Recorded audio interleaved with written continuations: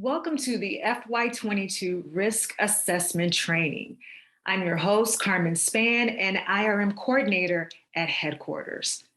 Our mission today is twofold. So first, we're going to identify the very things that prevent us from successfully doing our jobs and ultimately from accomplishing the mission. We're going to call those things that prevent us from successfully doing our jobs risks. The second part of this exercise is to identify those steps that you're going to do to reduce, prevent, or eliminate those risks if you're going to do anything at all. And we're going to call those mitigation efforts controls. With that said, let's deep dive into this spreadsheet. If you look at the bottom of the spreadsheet, you will see some tabs. The only tabs that you will need to reference for today's exercise are the Risk Assessment tab, which is right here, and the Risk Assessment drop-downs tab. The Risk Assessment tab is where you will actually put your answers for the risk assessment. And then you will reference the Risk Assessment drop-down tab if you are unfamiliar with the term or phrase that is presented in the Risk Assessment tab. So with that, let's navigate back to the Risk Assessment tab. I'm going to highlight row 4 because it includes all of the instructions that you need to complete this spreadsheet. With that said, we're going to start with column A. Column A is your risk number. All you need to do is to provide a unique identifier to label the risk. And that's if, in case anyone has a question about any information that you put within the spreadsheet, they can identify it by your unique identifier. Column B, the mission and/or key objectives. The point of this particular question is to demonstrate how your job ties into the mission. So if you don't know exactly what to put, you can research your SOP or your project charter, or maybe this information is listed on your portal or intranet site. But whatever it is, please type it into the cell B5. Columns C through E do not need to be completed at the ESH2 level. So we're going to move on to column F. Column F is the risk description. Now, we talked about this earlier, but what I need for you to do is to identify all of the things that will prevent you from successfully doing your job. That's essentially what the risk description is. When you are filling out this cell, I need for you to provide 3 things. The first is the condition or the cause. The second is the potential event. And the third is the impact to mission. So here's an example. I put it in cell F5. The Don may not sufficiently protect its sensitive and critical information to national security. Sensitive and critical information may be inadvertently given to third parties, including auditors, that increases the risk of improper disclosure of sensitive information that threaten national security. So with this particular example, I provided the condition or the cause, which was the first sentence. The Don may not sufficiently protect its sensitive and critical information to national security. I provided the potential event. Sensitive and critical information may be inadvertently given to third parties. And I also provided the impact to the mission, which is that it increases the risk of improper disclosure of sensitive information that threaten national security. I can also provide this information in an if-then statement. So I'm going to scroll down a little bit so you can see this.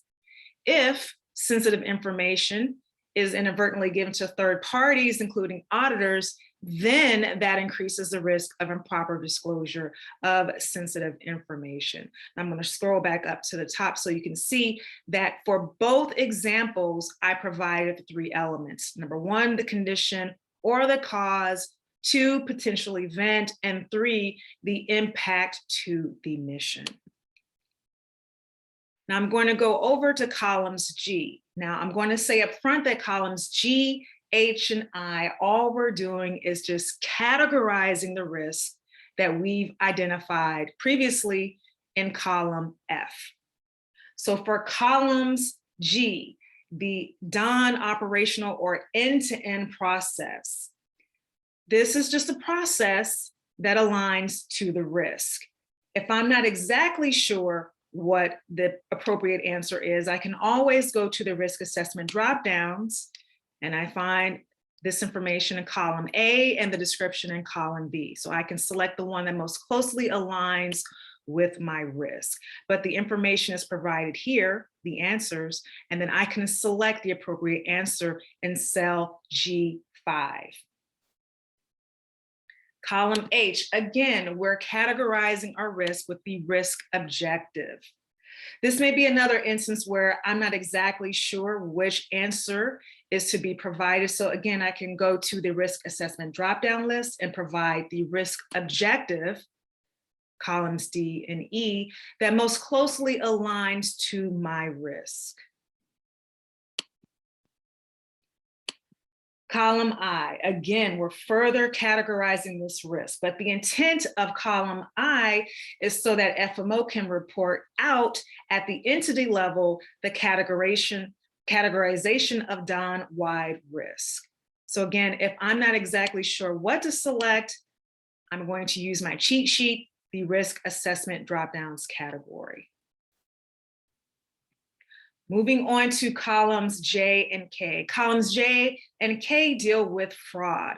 So in layperson speak, fraud is misrepresenting the value of something deceitfully.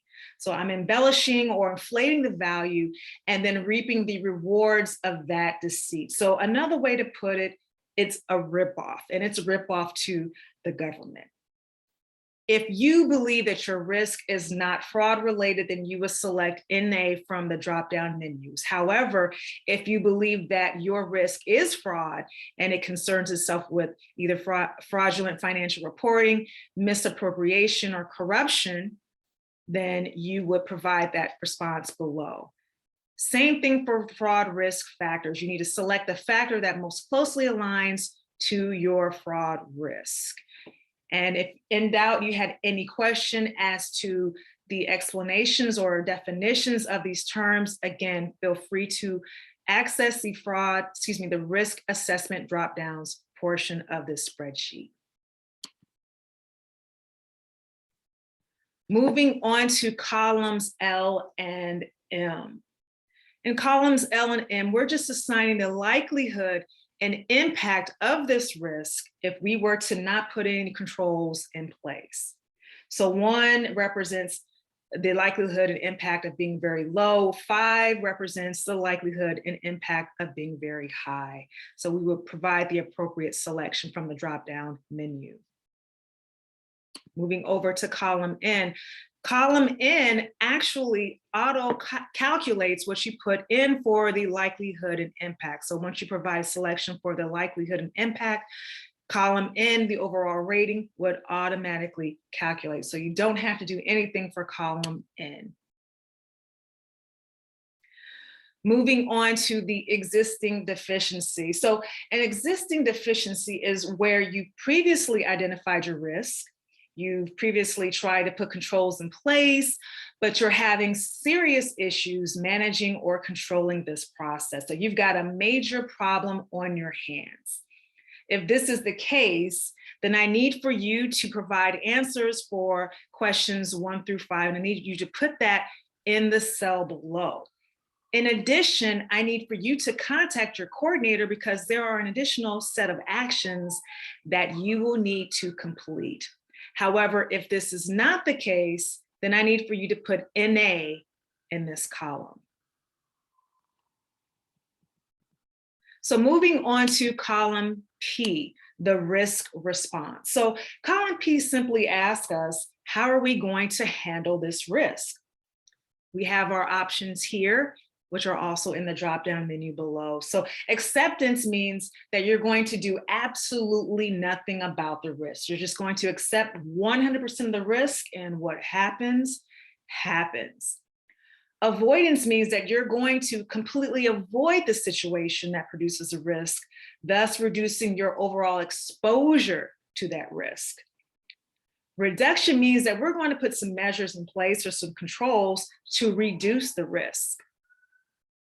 And sharing is, as it implies, it just means that you're either going to spread or share this risk with another entity, person, or department, thus reducing your overall exposure to the risk. Column Q of this spreadsheet. For column Q, we're going to describe the current activity or processes that we're going to implement that will control, reduce, or eliminate this risk. So now we're introducing the element of control. When completing this cell, I need for you to answer all the questions listed in row 4. And I need you to spell out all acronyms, and please use complete sentences and refrain from personal pronouns, I, she, it. I need for you to be as descriptive as possible. And that's so that the auditors fully understand what it is you're trying to communicate, and they fully understand the control activity description. Moving on to column R, this is the control number. I need for you to assign a unique identifier, much like you did for the risk number. One thing to note, you will need this control number when you are completing the internal control evaluation, and it is perfectly acceptable to assign the same identifier that you use for the risk number. The only thing is that it just must not repeat for a new risk. Moving on to column S, the control type. Again, we're just simply categorizing the control. Here are the answers or the options that we have to select. ICFR means that the control deals with financial reporting. ICFIS means that the control deals with financial systems. And ICORO means that the control deals with operations. Column T, FY22 testing. So this question simply asks if you are going to test or evaluate this control for this fiscal year. 99% of the time, you will have to complete a test, because if you've identified a control, you're going to have to evaluate or test the efficacy of that control. So for this one, 99.9% of the time, you are going to select yes. However, if you feel that you are in the minority, please contact your coordinator for additional steps that you will need to take. Columns U through V. So if you've put your controls in place and you've tested them, and you've determined that you have some residual risk or some lingering risk that is still in place, you will need to fill out columns U through V. So the likelihood of residual risk occurring if after you can put in your controls, you still have some existing risk. And then your impact, if after putting in your controls and testing out those controls, you discover that you have those risks, you need to select the impact. So once you select your likelihood and your impact, again, 1 being very low and 5 being very high, it will auto-generate the overall rating.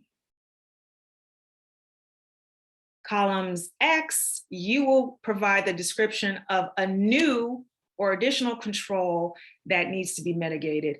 And this is only if after you put your controls in place and they don't really seem to be effective.